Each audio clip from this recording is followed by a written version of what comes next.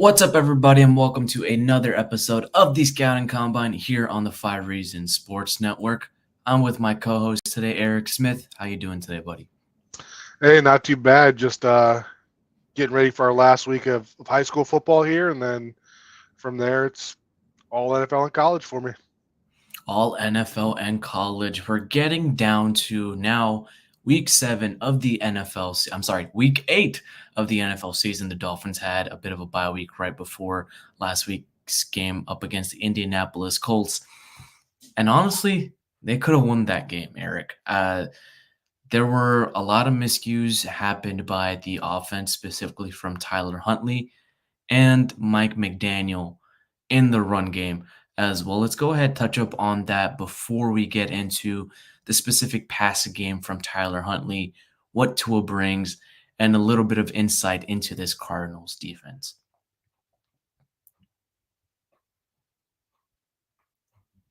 So, Eric, when you watched the offensive line play, and we know that you also reviewed it earlier on in the week, the offensive line actually did pretty decent. They did well up against this Colts defensive front, as we predicted, as we projected against their linebackers.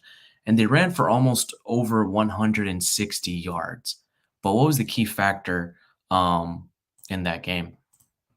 Well, I think that what's been interesting for me over these last couple of games, really, a couple weeks ago, Mike McDaniel had a press conference and he was talking about how outside zone is the core concept of this system. And I kind of felt like for a little bit there, he was getting away from that. And I think that was more so that, you play to your strengths, obviously. And Tua was clearly the best thing going for the offense. And that was very obvious while Tua was out. But it feels like these last couple of weeks, especially, he's really gone back to more of a outside zone heavy, play calling. And that's really opened some things up, both in the run game and in the pass game. Our backs that, are fast and have good vision and, are fairly decisive most of the time. That really favors their style of play. So that I think has been a big key to it. The offensive line being able to stay together and have the same personnel playing for a few weeks in a row now together. That's been huge as well, the continuity there.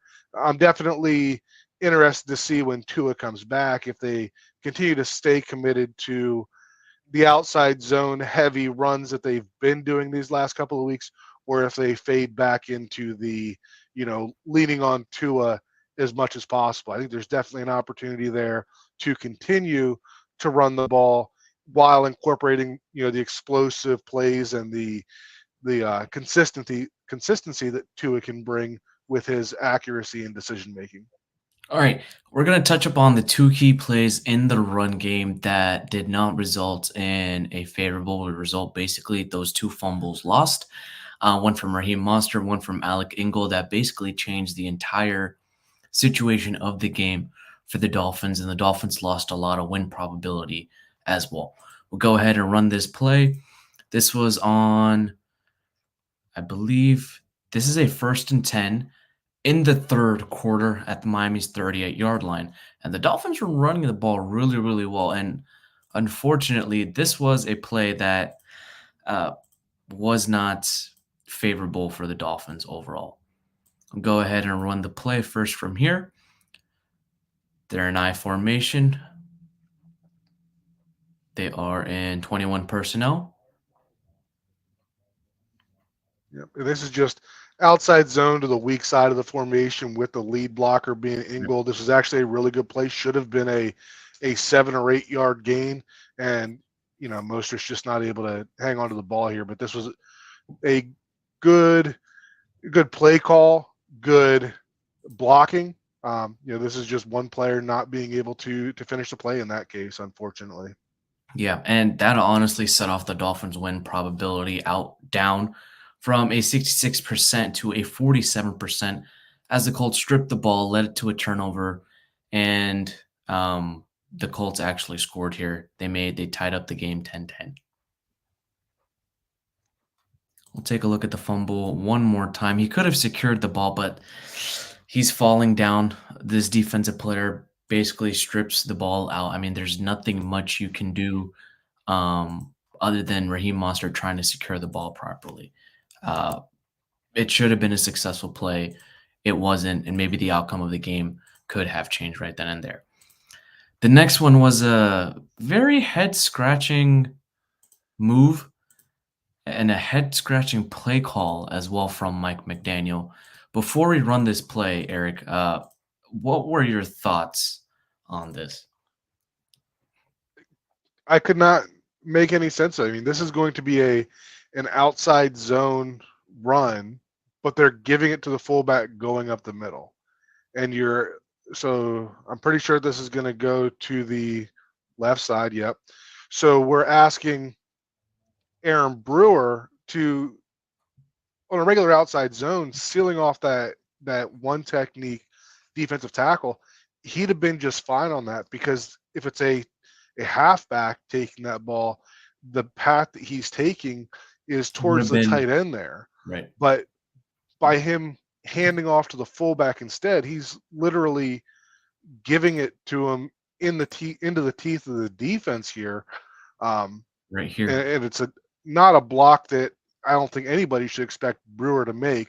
I know that there were some arguments in terms of, calling the fullback, giving the ball to the fullback on a first down Here. here. I wasn't against that as much. I mean, you get down to a first down situation, and kind of like the last one on first down, you're looking for a play that's going to set you up for favorable second and third down play call opportunities. So a fullback dive here wouldn't have been the worst thing, Just a but straight right up the gut because right, if you right. If go you ahead, if you double pause team there, frame if you just run a straight fullback dive and you right double here. team that one technique, let Robert Jones help out Aaron Brewer, and you're just hitting into that B gap there, right? You're gonna have Ingold Double running team head to here. head with number 44, but you're still looking at least at a 2 or a 3 yard gain. Instead of asking Aaron Brewer to do, as many great things as Aaron Brewer does, you know, playing with power right in front of him is not one of those things that he does great, and that gets, kind of exposed on this play. Right, and when you're talking about the double team for a fullback dive, you're talking about Robert Jones, Aaron Brewer right here on Yep. that number 98, and Liam Eichenberg just moving up right here to take on this linebacker with Austin Jackson, Yep. moving number 96 up, and Julian Hill blocking right here just to get at least 2 to 3 yards. And honestly, if Ingold just cuts back right here, he has a yard. He has a yard. Yeah, I mean, because of the way that they're running us, the cutback's tough for him here. But Mhm. even if like you said, if we keep Robert Jones there, we double that nose, we have Liam climbing from number 41.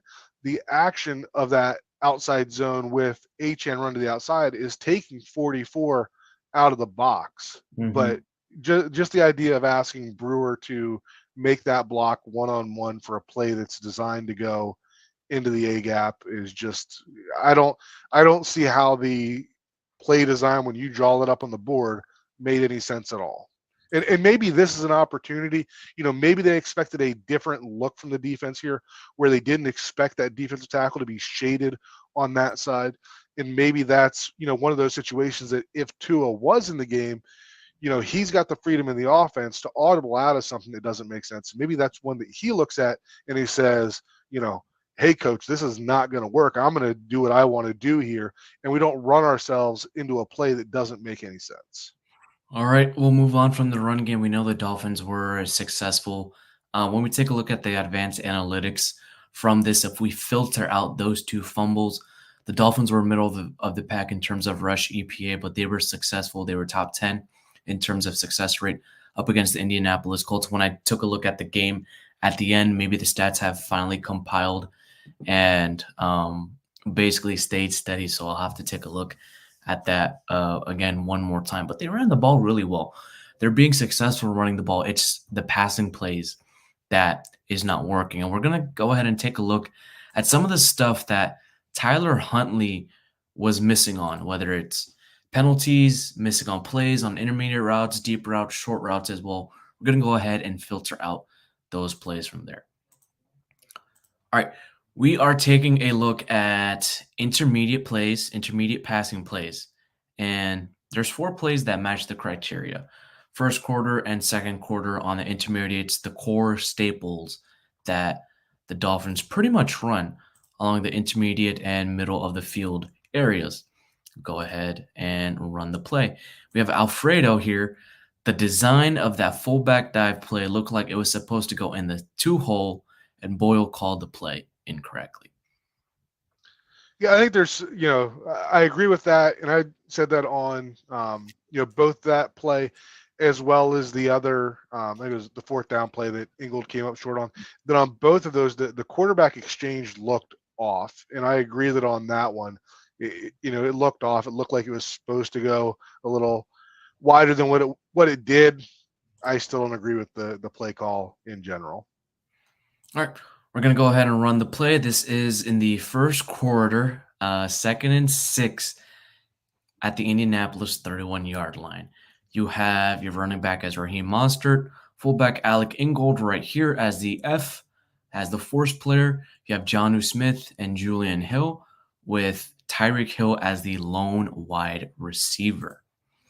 We'll go ahead and run the play. Let me slow down the speed. They're in a pistol look. You basically have 3 tight ends here. Could be a run, but they're in a light box. 1, 2, 3, 4, 5, 6, 7. This person can count in the box because of how close they are, but they're actually going to be covering Tyreek Hill right here. So we technically have 6 in the box. And if this was a run play, this could be successful because of how many men are in the box. But it's a play action play. Fake outside zone. You get the linebackers trying to look into the motion right here. It's not a run, and they hesitate. What does that open up for Jonnu Smith right here, who's running down the seam? This hesitation right here, basically, Jonnu Smith runs behind this linebacker or this defensive back. He's got a whole lot of yardage to work from right here. And it's 1, 2, step drop. Good catch right there. Perfect read from Tyler Huntley. Great play design as well. Core staple as well for the Dolphins. And this is something they should get to with Jonnu Smith at least once or twice a game. And this is a play that they could utilize to get up the field or towards the middle of the field if they're having trouble moving the ball. You get the motion right here, the fake toss to Raheem Mostert, moves Zaire Franklin and EJ Speed and this linebacker. And right here, Jonnu Smith is going to come up to this empty space of the field, 19 yards right then and there. Perfect execution. They should continue to run this play as much as they can, in my opinion. Yeah, I agree completely. And I mean, when you look at the way that brought number 44 up, and, we heard Fred Warner from the 49ers talk about that before, about, how those type of routes for the Dolphins, how those players get there quicker, forces those linebackers to play a little deeper in their initial alignments. I think that they've gotten away from that a little bit. And, I was glad to see that be part of it again. I expect that to be, something that Tua does, because that's something he did well in the past. But I'm certainly interested in seeing Tua be able to do that with Jonnu Smith, which was not something that they had done in that first week and a half when Tua was in there. So I'm looking forward to seeing the play in general, or that route in general, being a core concept of the offense again, but specifically Tua to Jonnu. All right, second quarter, 2nd and 9. Miami is nearby midfield. It was a penalty, illegal formation, and the pass was incomplete. We'll go ahead and see what happened on this route concept right here. All right, on this play, you have 2 wide receivers, 1 tight end, and Alec Ingold is the F. He's the force player right there. You have Raheem Mostert as the running back. Straight drop back, no play action pass right here. Could have option routes right here with a Raheem Mostert and Alec Ingold out of the backfield. You have Alec Ingold chipping in for the block. Julian Hill coming right across the middle of the field, and Raheem Mostert in the flat. You have Jalen Waddle, who's covered up battling man to man. I'm sorry, that's Tyreek Hill, covered up battling man to man. And Jalen Waddle streaking, trying to run the dig route.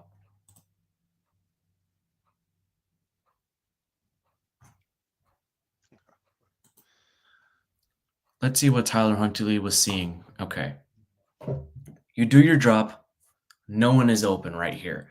Eric, he could have stepped up into the pocket, maybe even run for it a little bit for 2 to 3 yards, but you have 1, 2 linebackers that could converge right in, right? What are your thoughts, as an offensive line coach who actually sees these plays happening in real time, and then you take a look at the film?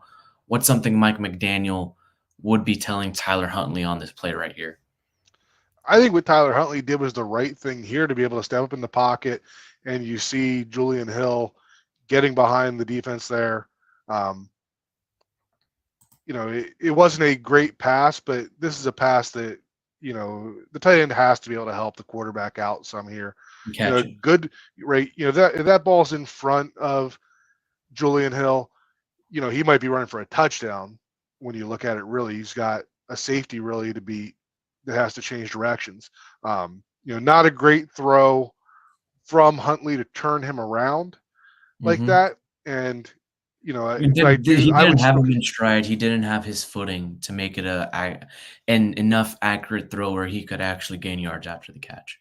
Yeah, I mean that's that part sucks, but I have no issues with the decision that Tyler Huntley made on that play. And there is an illegal formation right here by Austin Jackson. What is the illegal formation right here? Because I don't Yeah, see it. so you saw this come up some in I think it was the Chiefs game that it came up in earlier in the season. So basically, the helmet of the linemen, of the tackles and the guards, has to break the belt of the center.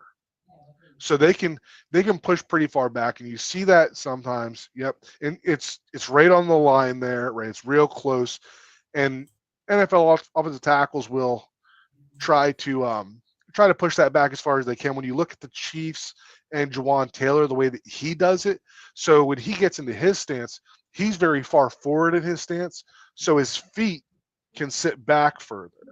And then I forget who the other actually there was one for the Ravens that they were comparing it to, whereas that tackle was more upright in his stance, so his feet kind of had to be under him more. And Jackson's kind of in the middle here, but basically what the penalty is that they're saying that Austin Jackson's helmet was not breaking the plane created by Aaron Brewer's belt line. Gotcha. All right, good explanation right there. But do you think it was an illegal formation penalty right there? Like if we get into the really ticky tacky stuff. No, I mean, you would think I know at the high school level, and they'll give you a warning for that type of stuff before then, and I would think that at the NFL level they probably give him a heads up like, hey, you're really close. So if they've told him that and he hasn't adjusted, then I could see why they would throw that flag. You've seen a little more this year than in previous years, but it's right on the line there, just like anything else. I mean, there's holding on every play too, and it doesn't always get called. And it's the same thing with that type of penalty where it's so close that it could go one way or the other almost every snap. All right, a little bit more on the pass plays, focusing on the incompletions and the decisions that should have been made correctly by Tyler Huntley. Dolphins are in single back right here. You have two wide receivers on the field. You have Alec Ingold again as the the force player, Julian Hill as the tight end. You motion him in, play action, holds the linebackers right here. All right, you're going to get a route from Tyreek Hill and Jalen Waddle.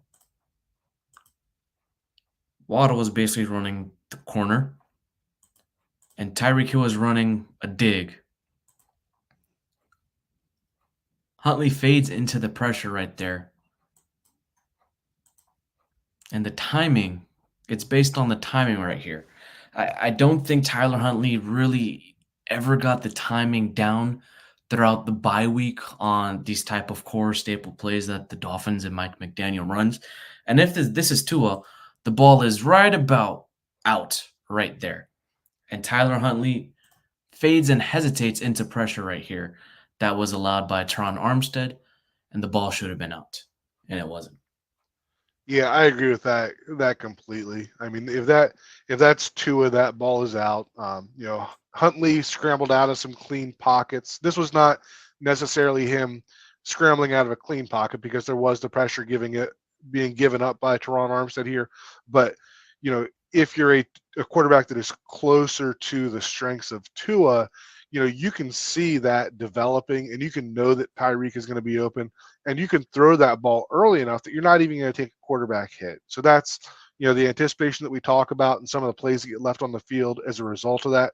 That's a good example of that where he didn't need a scramble, because if he just gets the ball out of his hand, then we're talking about a completed pass and not having a scramble. All right, personnel grouping right here. You actually have three wide receivers on the field. Odell Beckham Jr. nowhere to be found the last 2 weeks, in case you guys haven't noticed. You have Malik Washington, Jalen Waddle, Tyreek Hill, Devon Achane as the running back, and Julian Hill as the tight end. Go ahead and run the play. We'll stop right there. All right, it looks like you have an inside crosser for Malik Washington right here. You have Tyreek Hill just running a streak. And this is a 3rd and 8 play. None of the routes actually ever develop right here at all. And honestly, the only good decision was Malik Washington on this crosser. But it just was not a successful play because they couldn't get this first down. That was a good decision by Tyler Huntley to gain some yards right there. Yeah, I agree. I mean, if we're nitpicking, maybe it could have been out a little earlier to give Washington a little more chance before he runs into the rest of that traffic on the other side. But like I said, that's nitpicking at it at that point. All right, we finally have an Odell Beckham Jr. sighting on this field, 3 wide receiver group right here. This is a 3rd and 18 play. You're looking at a deep shot or a shot play right here based off of maybe play action or no play action at all. We'll go ahead and take a look at the step drops and the routes before we analyze this play.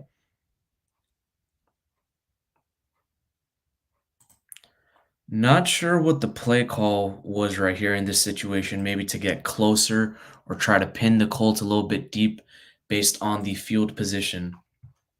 But we got to take a look at the execution of this play right here. No one is necessarily going deep that far into the field. Tyler Huntley, he's like, okay, slant. I can hit the guy right there. Boom. You have Odell Beckham Jr. on this slant.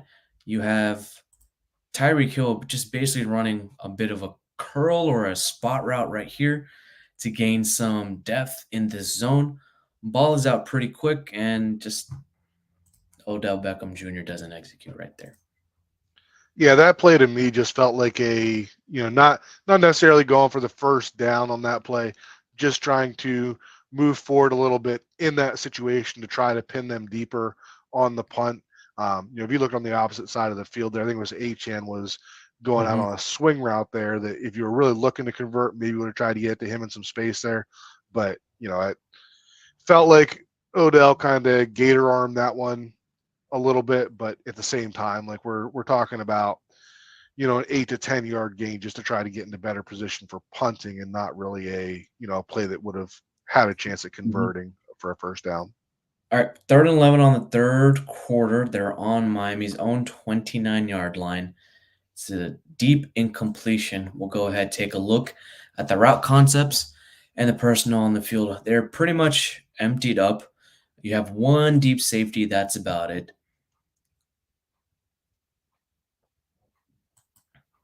All right, route concepts. You have this guy that can potentially be open. I'm assuming it's going to be a deep in. Nope, it's a post to Odell. Odell was basically running the post route right there. And honestly, if Tyler Huntley just stayed his course and did not, succumb to that pressure, he could have hit Odell.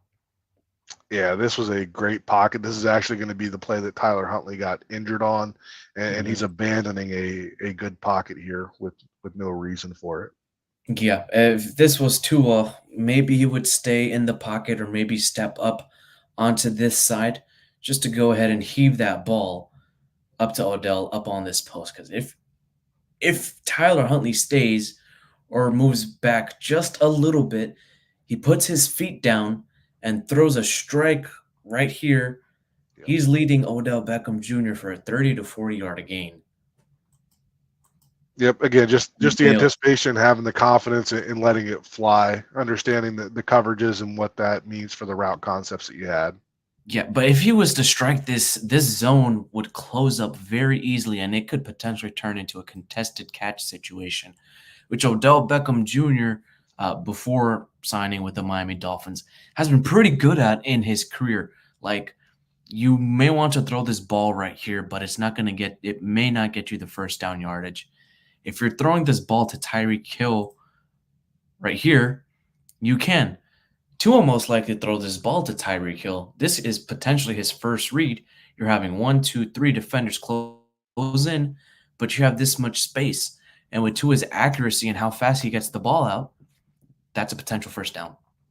Yeah, and I mean, another puzzling part of this was, Skylar or Tyler Huntley scrambling to the right side on this, where the only receiver you have going to the right side was, what was it, Waddle running a deep route on the right side. Whereas Mm-hmm. if you escape that pocket to the left, you've got Beckham coming over to that side. You've already got Janu over there and Tyreek as well. Just had a lot more options to the left. I just feel like this was a play that he panicked, tried to use his legs, maybe didn't, underestimated the speed of that defensive back that Mostert was blocking. Um, I don't know, just missed opportunity, and sucks that it ended up with an injury to Huntley on that play as well. Yeah. All right, we're going to go ahead and look at some Tua plays that the Dolphins have been missing for a little part of this season, and a lot of fans as well. They haven't seen competent quarterback play from any Dolphins quarterback besides Tua the last couple of seasons. This is from 2023 up in the Dallas game, and we're going to go ahead and take a look at some 2024 plays as well. 3rd and 8, Miami's on Dallas 34. If they don't convert here, this is a potential field goal situation, but they're trying to score right here. We'll go ahead and run the play. All right. Your personnel on this group is, you have 3 wide receivers. You have Braxton Berrios, Tyreek Hill, and Cedric Wilson.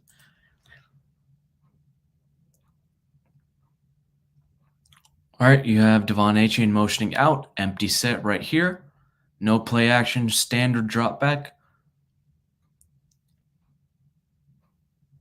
All right, clean pocket, pressure's coming. Anticipation is right there. Catch. I don't think any other quarterback can do this in this offense. No, we have not seen a quarterback have even close to that level of anticipation. Again, Tua just understanding what the coverage means for the route concept and not having to see Tyreek run open. He's throwing this ball before Tyreek's even looking, just because he sees that space and knows that that's where Tyreek is going to be occupying. And this is with pressure, no play action as well. And this is a quick intermediate throw. We'll go ahead to a 2024 play right here. Buffalo. The Dolphins are down 31-10 already in the 3rd quarter. 3rd and 4 on Miami's 46-yard line. This is to Jalen Waddle. All right, the personal grouping right here, you have 3 wide receivers, Tyreek Hill, Jalen Waddle, and Grant Dubose. Your tight end is Jonnu Smith. It's an obvious passing down right here. You have a single high safety right here. DeMar Hamlin is nearby the box. And we have a motion by Jeff Wilson, who's going to be running a swing route or just a check down route for Tua to go to. And this route combo right here, basically Jonnu Smith is a potential lead blocker right here. Yep. He could be a lead blocker for Jeff Wilson right here. And you can see this safety comes down, number 50, 51, 54, I believe, comes down. And what does it do? It leaves this middle of the field open here. There's no linebacker that's going to come in. It leaves a passing space open for either Tyreek Hill or Jonnu Smith. Go ahead and run the play. Yep, and that little concept to the right there with Janu and Jeff Wilson, I've heard it called an escort route. I've heard it. I think Escort JT motion. O'Sullivan called it a balloon route. And again, that like you talked about with the read there, Tua is probably just reading that linebacker. And if that linebacker sits, then it's a one-on-one blocking situation for Janu on the outside, and they're just going to hit that right away. But because that linebacker is vacating that space, he knows that Waddle's going to beat his man and just has to hit the spot. And look how tight that throw is, too. I mean, we haven't seen this. We haven't seen this outside of anyone that was with pressure coming to his face. All right. Next one up against the Jaguars. 1st and 10 in the second quarter. Miami's 21-yard line. A completed pass right here to Jalen Waddle, and Jalen Waddle actually got hurt on this play. You seeing the theme on these quick throws, these intermediate throws. He's giving it to Jalen Waddle, and Jalen Waddle with Tua this season hasn't dropped a pass. And if you notice in camp, he was catching almost everything, and his hands have gotten a lot better this season. All right, pistol formation right here. Motions Berrios out. Play action. Once again, he's going to fake the handoff, fake the toss, moves his head back, and holds these linebackers square. You have space right here. You have a lot of space right here. And what does he do? Jalen Waddle. And Jalen Waddle is pressed up big time right here. He escapes. Boom. Anticipation. And that's going to be the name of the game for Tua and the Dolphins once they play the Arizona Cardinals.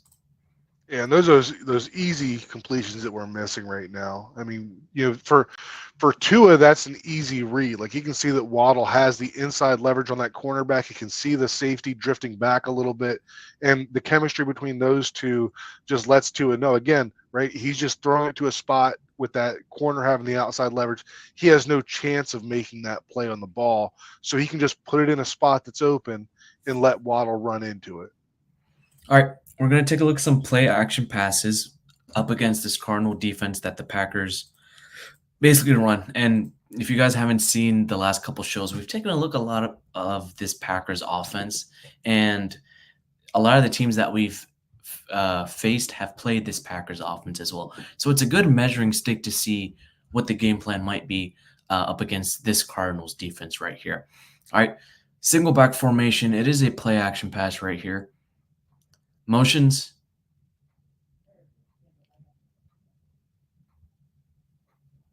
Fakes the handoff. Linebackers are held just a little bit, but they're getting deep into their drop. All right, they're going vertical right here, man. I mean, this entire trio is going vertical. And clean pocket. Still a lot of time. Uncorks it middle.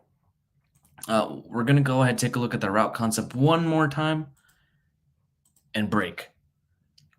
If this is Tua, he's throwing this ball right here to this tight end. You can see a deep in coming from Romeo Doubs. This tight end could be running this corner as well. It looks like Jordan Love is holding out so that way the tight end can run this corner post and Romeo Doubs can come in for this deep in. So that way there's some space for the ball to arrive. Yeah, that's a dagger concept over there with that inside receiver running that safety off. I think that Love probably had to hold that. That is a deep dagger play. I think that Love probably had to hold that a little longer than he wanted to because of that linebacker playing it as well, or linebacker or safety, whoever he had to cross there was playing a little deeper than you want. Typically you see that released as soon as that receiver is making the break, but good job by Love there of letting that develop a little longer and hitting it on the second window. All right, next play, 4th and 1 right here. They're in a declared passing situation, empty sets. above midfield right here. We'll take a look at the route concepts first. Oof. Okay, I don't think it would be this awful spacing with the Mike McDaniel type of offense where Tua would have to decide and throw it up on a contested catch situation right there. So this play does not necessarily make sense right here.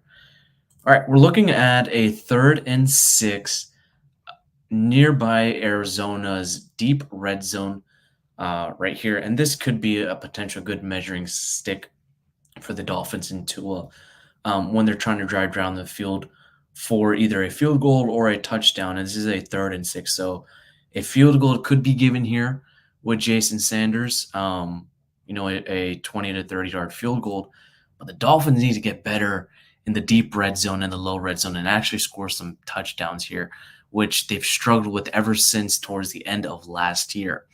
They need to get better at it. All right. They're an 11 personnel right here, 1 tight end, 3 wide receivers, and the running back.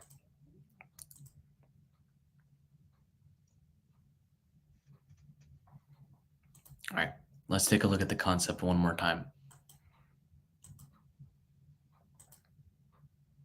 Do you think that was the right decision by Jordan Love? I think that was probably, a personnel type thing that when you have a receiver like Christian Watson and, you get that single coverage there, that's not going to be a Tyreek or a Waddle type thing, right? But No.